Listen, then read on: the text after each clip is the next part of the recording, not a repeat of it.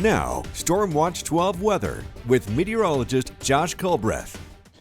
Welcome back to News Watch 12 midday. Right now you're taking a live gorgeous look at the Shasta Valley courtesy of the Rain Rock Casino. You can see some of those higher level clouds are starting to roll in, and that is what is going to be the storyline throughout the rest of today. Although I think we're going to see a lot more sunshine in Northern California as opposed to what we're going to see in Southern Oregon. 64 degrees right now in Wairika, feeling pretty comfortable.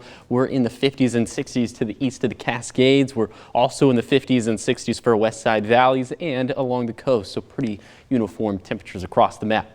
Here's your outdoor dining forecast for today for the Rogue Valley, going with 4 stars for lunchtime.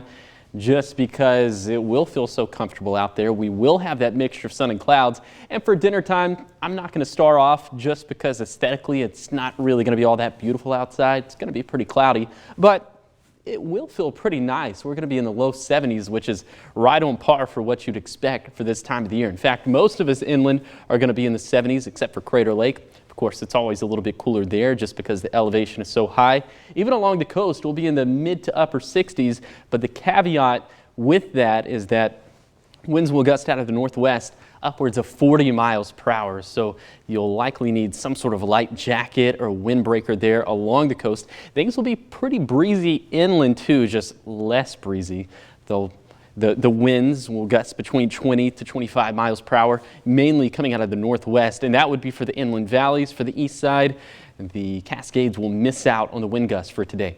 And then overnight, the winds will still be pretty persistent along the coast, maybe weakening down to around 35 miles per hour, but still pretty blustery. They'll also continue to gust between 20 to 25 miles per hour for the Shasta Valley and for the east side, but things will calm down for the Rogue Valley. So the winds will continue to be pesky and the clouds will continue to be pesky. The skies will range from partly cloudy to mostly cloudy. And temperatures will feel pretty comfortable overnight. Just a little bit of a chill in the air. We'll be in the 40s for the east side, for the west side valleys, and along the coast where we'll cut it pretty close to 50 degrees. And over the next few days, we're going to get a lot more sunshine. So if you plan on going on a hike, especially Tuesday is going to be a very nice day. Things will start to get a little toasty into Wednesday and really into Thursday, as we're going to be pretty above average for this time of the year by about 10 to 15 degrees. So a little bit cooler compared to last week, and this will really not sustain itself. We're going to start to trend much cooler as we head into the weekend. So all in all, temperature is not really that big of a deal for this week. We will reintroduce some slight shower and thunderstorm chances for Thursday through Sunday, which maybe in part is why we're going to cool off over the weekend. But me and Matt will watch that lightning potential very, very closely. But for now, it's looking like our fire fuels aren't looking too dry. I'll show you what some of those fire fuels are looking like, though, a little bit later in the show.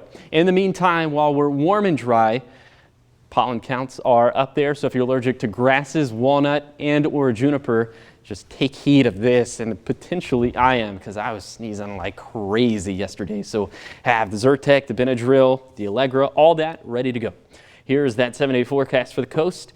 We will see clouds reducing into Tuesday, but still pretty blustery. Temperatures in the middle 60s, but we'll start to cool off as we head into the weekend as the marine layer starts to get a little bit closer to the coast. For Siskiyou County, we'll have lots of sunshine through Thursday, things starting to warm up, and then we get those chances for showers and thunderstorms starting on Friday. For the basin, it's looking like that'll start a little bit sooner, maybe as early as Thursday.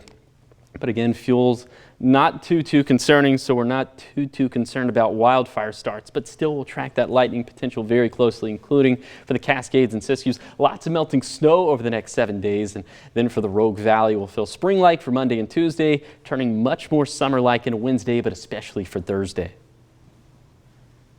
And across the board, we're looking at breezy. Is that something that you are worried about heading into the middle of the week when our temperatures are higher than they are by about almost 15 degrees? I think I am worried about some small vegetation fire starting, so I'm not really too caught up on what the burn limitations are right now in Medford. And, you know, there are all different sorts of counties and municipalities that are responsible for that. But small vegetation fires, certainly within the realm of possibility, but seeing a big explosive fire, probably not, just given that the fire fuels aren't too dry for now. But of course, we'll show those exact numbers coming up a little bit later in the show. Okay, sounds good. Thank you, Josh. Of course.